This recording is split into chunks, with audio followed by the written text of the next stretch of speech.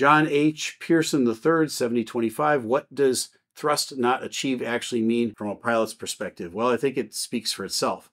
And let me say something about either the captain or the first officer, whoever keyed up the mic and made that Mayday call. You don't know who it was. These guys they're the best pilots in the world, right? They're flying a 777. The training and the rigor and to get to that place is enormous. They're very good at what they do, and they have my extreme admiration because they do it in a second language, right? If I had to speak French or German or something like that, I think I wouldn't be a pilot. It'd be too difficult for me.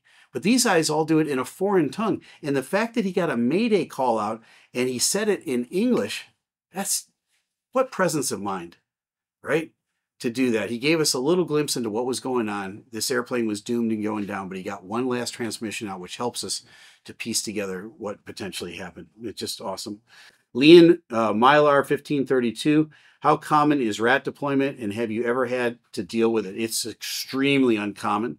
It is a last resort item, most often associated with a dual engine failure. There have been some rat deployments in the past history, but very, very few. I think you can probably count on 2 or 3 fingers the number of rat deployments. And no, I have never experienced that, nor do I ever want to experience that.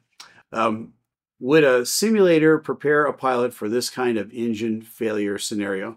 No, not really. I mean, we don't practice something like this. We do. I have had some training with taking off and then landing again on a long enough runway.